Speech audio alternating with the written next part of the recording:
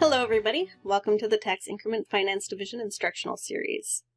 In this video we are going to cover the basics of TIF annual reporting, including reporting requirements, how to download and submit the form in SAFES, documents you'll need to help you complete the form, some details about the form itself, and some information about the first tab of the form, the Home tab. These training videos are intended as a supplement to the written instructions rather than a substitute, so please check the written instructions for important details. The written instructions and a completed sample form can be found at the OSA website at www.osa.state.mn.us. From the Forms and Deadlines drop-down menu, choose TIF Forms. Here you can see the links to the instructions and a sample. First, a bit about reporting requirements. The TIF Act requires a development authority to file the TIF annual reporting forms to the Office of the State Auditor by August 1st of each year. A separate form is required for each active TIF district. A district is active and reporting begins for the year the district is certified and continues until the district is decertified and all tax increment has been spent or returned to the county auditor. Note: it is important to understand that these forms are not designed to reconcile or tie out to audited financial reports, and might not in many cases. While GAAP standards are given weight, the TIF annual reporting form is primarily designed to track legal compliance.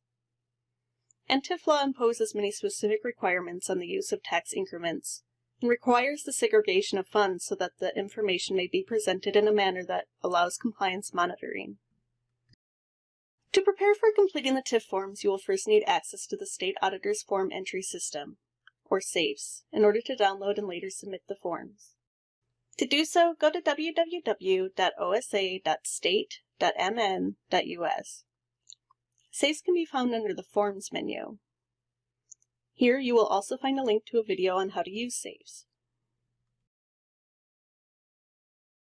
Once you log in, you can find the forms to download by going to the Forms tab.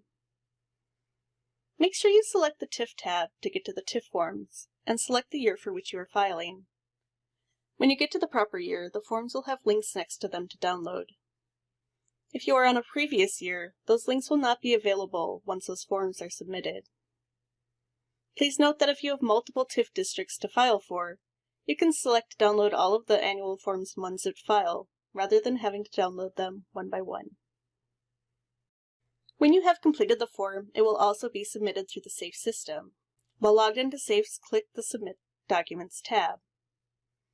Click the Browse button. A new window will be displayed from which you will select the file from the location where it was saved. Make sure to select the final version of the form in Excel format rather than a PDF, otherwise the system won't recognize it. Once the submission is complete, the results of your upload will be displayed. If the upload was successful, a confirmation number will be provided. If the upload failed, the system will indicate that issues must be resolved before the file can be submitted. Make sure to keep a copy of the finished form for your records. The Development Authority is responsible for maintaining copies of their annual TIF reporting forms in accordance with their record retention schedule. In addition to the form itself, there are a few things you will want to keep handy while working on the forms, including the written instructions for the reporting form to be referred to when you have questions. Your TIF plan will contain important information, especially for a new district. For districts for which forms have previously been filed, the prior year's reporting form will be a helpful reference. And while the specific records may vary, you will need records sufficient to report the receipt and expenditures of tax increment. This might include the tax settlement reports from the county that show distributions of tax increment, ledgers and accounting for the funds in which tax increments are segregated, and any contracts, notes, or agreements that pertain to the district. There are several things you should know about the annual reporting form itself. First, the form is an Excel spreadsheet with 13 tabs. If an alternate format to Excel is needed, please contact the OSA.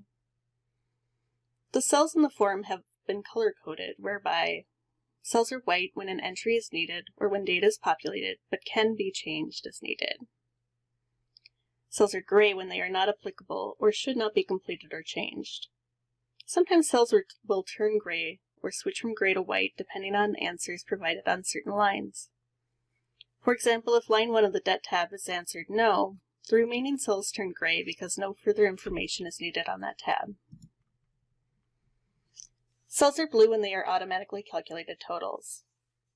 These cells are locked and cannot be overwritten. Cells are yellow when they are populated with data that is carried over from another tab. These cells are also locked and cannot be overwritten. This speeds up the completion of the form and helps limit errors. If you run into a cell that cannot be changed, but the data needs to be corrected, please note the error on the Comments tab or contact the TIF division. The first tab of the form is the Home tab. You'll find links to written instructions about this form, as well as TIF statements of position and other helpful notes about completing the form. The most important feature of the Home tab is a table with several red messages.